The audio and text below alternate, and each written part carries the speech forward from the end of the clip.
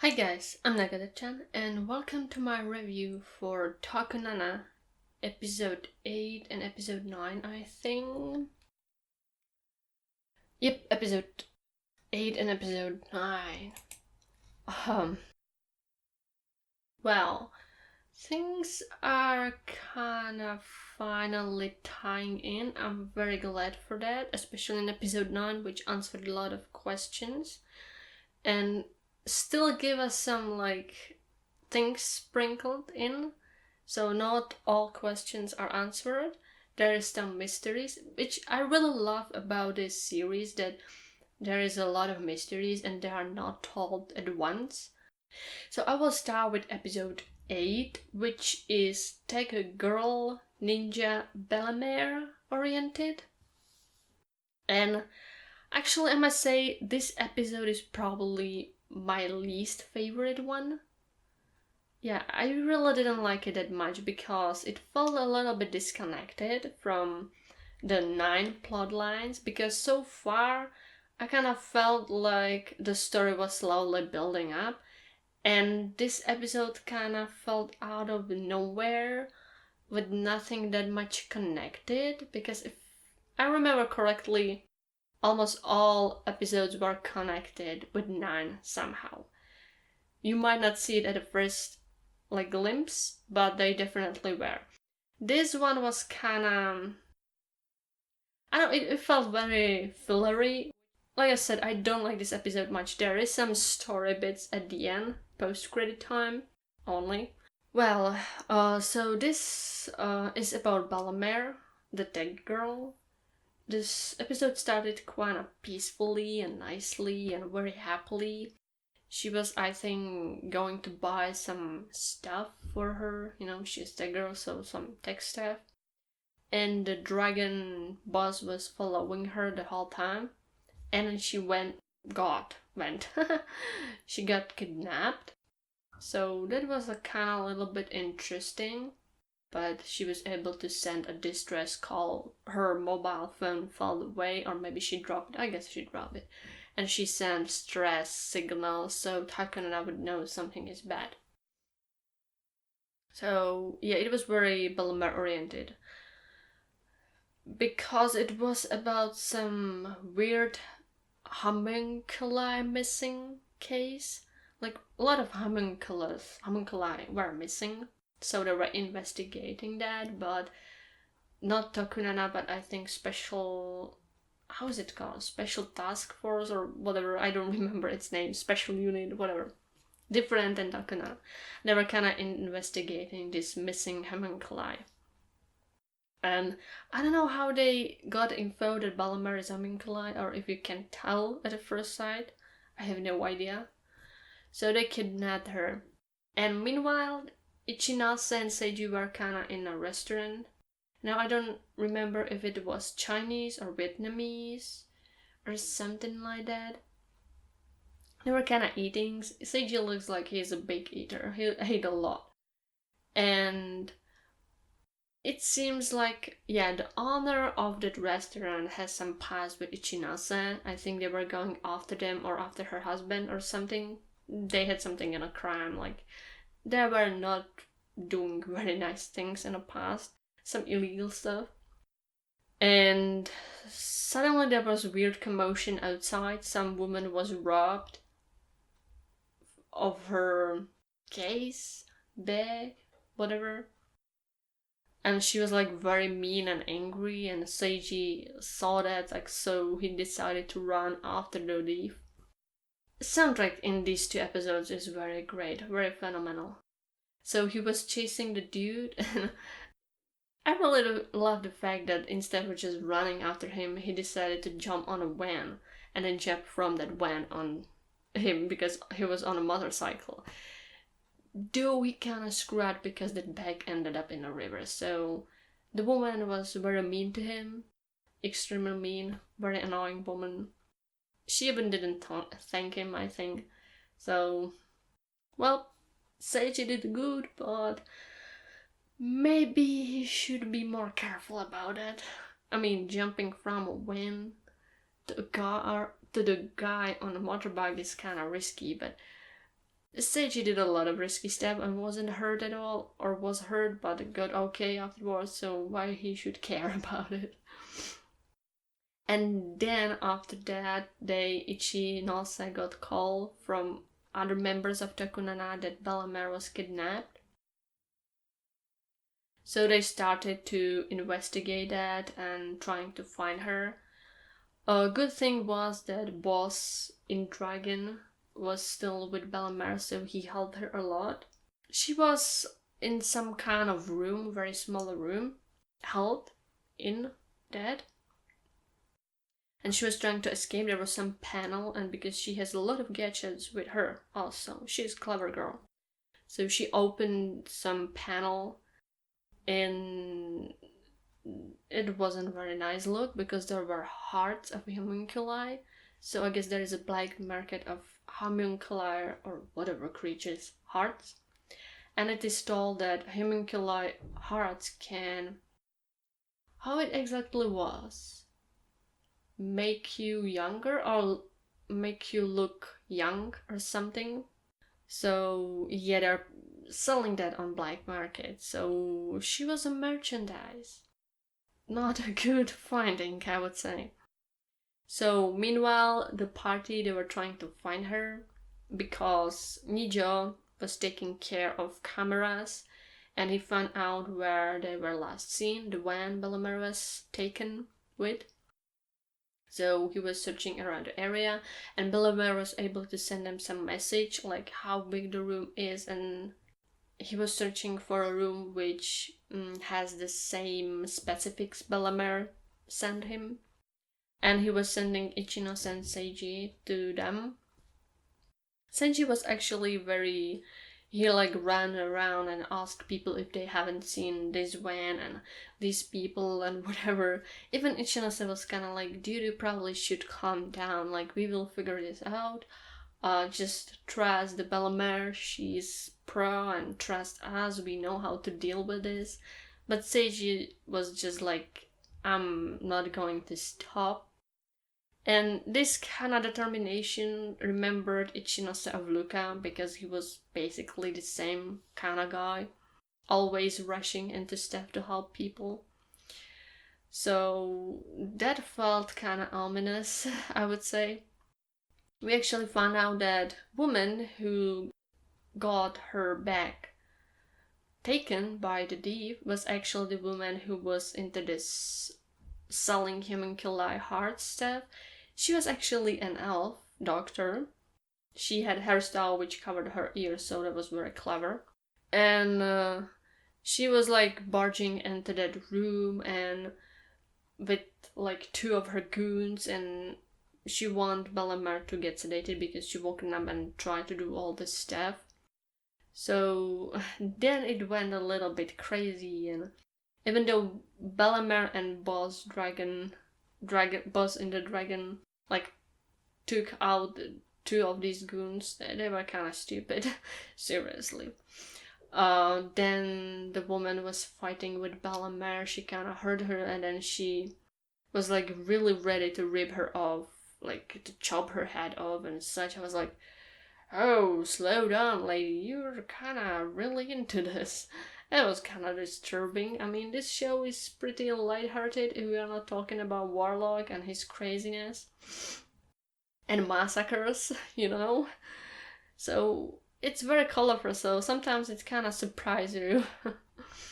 So she was really crazy, but right at the time, Seiji barged in and I just body slammed her. I mean, Seiji for the save, he always saves people in the right time, at the right place. So they were able to save Bellamere. There wasn't very much things happening in this episode. Only at the end, Ichinose was again in the restaurant reminiscing, and this restaurant owner lady brought him a photograph, and there was him and Luka and her, I think. And I was kind of looking at the photo and thinking about past. And Seiji kind of came, was looking over his shoulder. Oh, I know this guy. This is the guy who saved me 9 years ago. I would really love to thank him. And she was like, oh, that guy who said 9 years ago you talk a lot about him was Luka? So that realization was shocking for him, but I already figured it out. Like, it made sense. And even the restaurant lady told Ichinose that Seiji is really a lot like Luka, so I don't know why everyone keeps saying Seiji is like Luka. I don't like where this is going. It's very ominous. Yeah, at the end, there was also like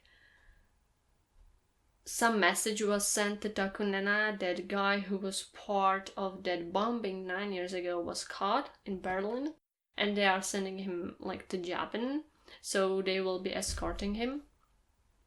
So that seemed very interesting. But apart from that, this episode was kinda I give it 6.5 out of 10, because like I said, it felt a little bit disconnected. It felt like a filler, though again, soundtrack is really amazing, and I really like the ending where there were this again the bits of 9, like this guy bomber whatever, and also stuff about Seiji being really a lot like Luka. So that was, I guess, only interesting parts in this episode. Yeah, it was a little bit boring because not much stuff happened. It's not like I don't like Bellamere, but this episode felt kinda weird. I didn't enjoy it like previous ones, probably because I'm more and more into this 9 stuff.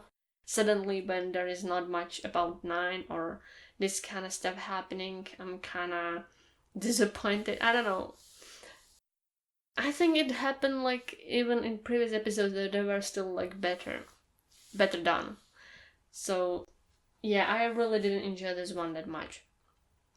But episode 9 was really amazing. I really, really, really love this one.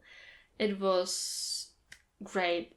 Voice acting, especially Nijo's voice acting, was godlike. Like, I could really feel his emotions at certain times, and I really felt sad for him. Soundtrack was also great, and the whole like switching between past and present was really great. I really loved how they made the 9th episode. I don't know if I remember everything because there were so many things happening, constantly jumping between past and present, and wow. So the whole episode started with the past, with Luka and Ichinose, and I really like these past episodes because we got to know more of Luka, how he was before he was brainwashed by Warlock, I guess. And there was like everything, almost everything about the attack 9 years ago. We finally see how it was, how it happened, what happened. So I'm really glad with that. And also we saw like the relationship between Luka and Ichinose, which was really important because Ichinose, like, for him, Luka was important partner, and we finally saw why, because they were great friends. So it makes sense. And there were like a lot of stuff I really didn't know. It surprised me, and other stuff have not really great feelings about. So it started with this past, and I think Luka and Ichinose were going to the airport to for Nijo, his brother, because Luka was talking about Nijo and like how is he going to see him again or something like that. But actually, we'll learn in this episode that Nijo never met Ichinose before.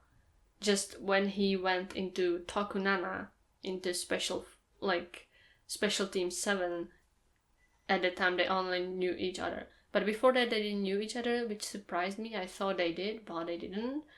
And Ichinose even didn't know that Nijo is Luka's brother. So it was kind of complicated. I probably missed a few stuff here and there. Probably we'll see. I need to rewatch it again. So that was like really surprising for me. But it makes sense now.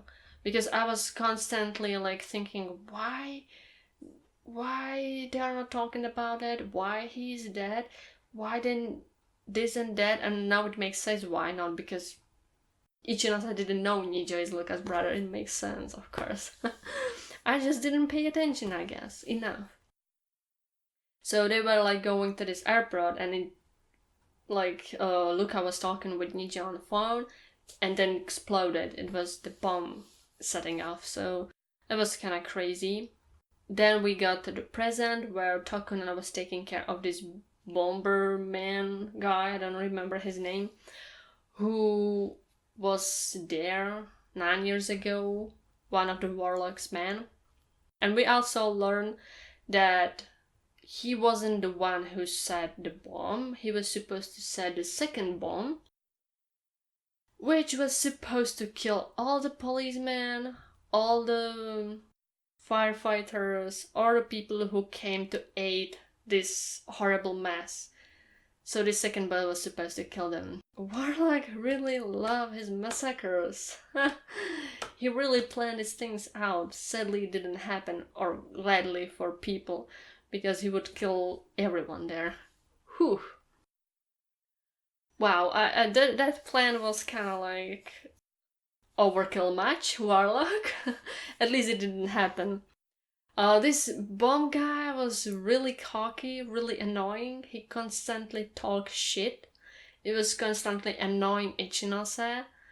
He also talked about the fact that, like, yeah, you need to escort me because I'm a witness in Warlock's trial, blah blah blah. They definitely will try to kill me, and well, I probably won't have a huge charge because I'm definitely going to talk about how I'm witness, so they definitely lower it. He was so sure of himself and he was so annoying. Like, shut up and can somebody please punch him in the face? Of course, peaceful road riding wasn't for very long because 9 people appeared, and because he was witness, they wanted to kill him, so there would be no charges, actually, witnesses against Warlocks in his trial, which I still don't get. Like, there is Warlock supposed to be in jail and one is running around. I mean, he has a strong magic, so I don't know. I hope they will talk about it because it's a little bit confusing, but still they kind of answered a lot of questions still so far. And of course these 9 people showed up and they kind of, well, police didn't stand a chance, so Ninja showed his mad driving skills, just being really crazy on the road.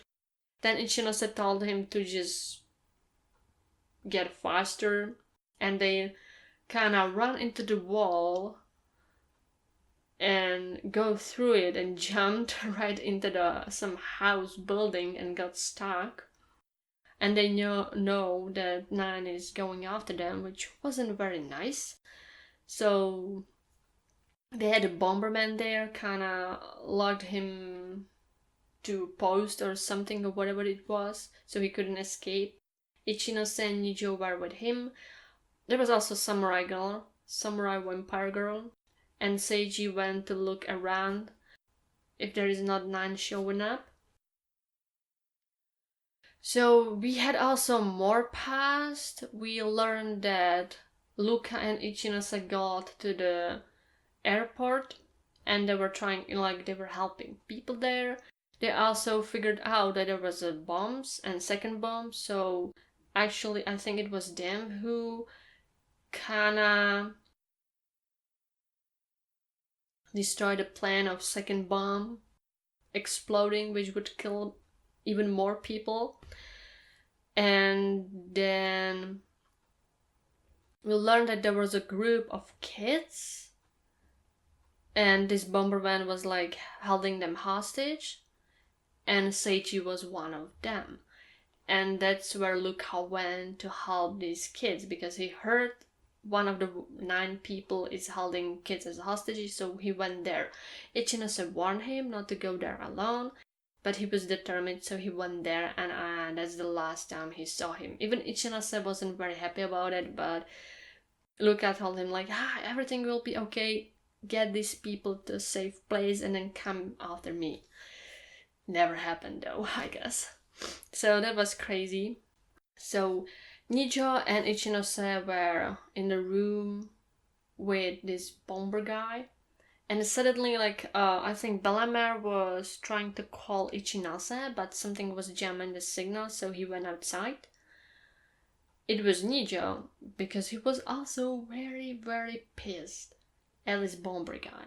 I mean, the whole time he kind of wasn't showing it much, but he had one stare in a car, and that was like a real death stare. I was like, oh boy, he's not very, very happy about all of this.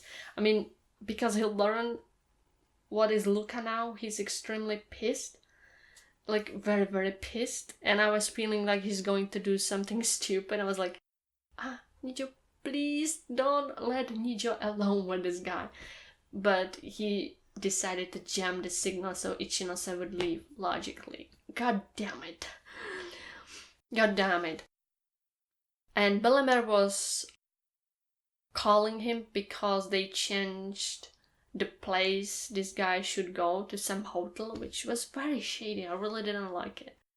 And meanwhile, Nijo was like really pissed at this guy, and he took a gun out at him. I was like, oh, this feels bad. I knew something will happen because he is very, like, he was mad at Ichinose. He thought it was his fault that Luka was dead and I found this guy was present there. He was like so freaking pissed, so he wanted to kill this guy.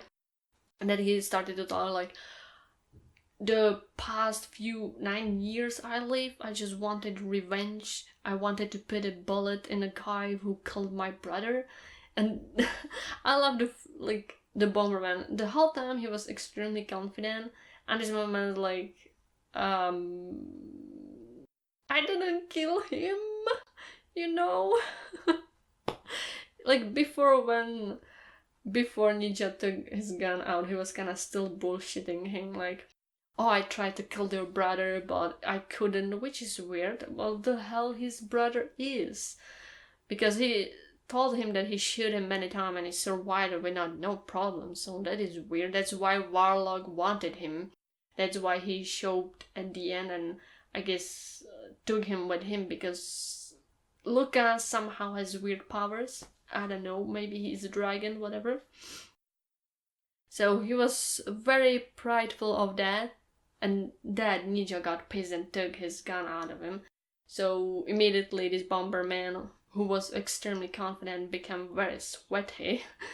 No wondering he realized that this guy's no joke. He tried to tell him off, like, you know you need me because of Warlock's trial, you know, I guess. And she was like, I don't fucking care, I'm just going to kill you, motherfucker. So he was really ready to shoot him, but for God's sake, Ichinose came back and tried to stop him. So they had like small talk with each other.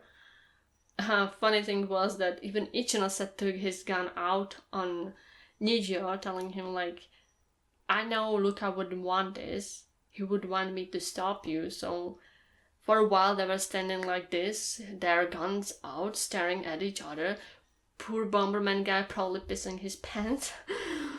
But Nine, of course, showed up. Vampire Samurai Girl was able to take their van out. Like, seriously, the strength. So this little commotion at least let these guys know that they are more serious business than just trying to take their grudges or kind of settle this thing out, you know.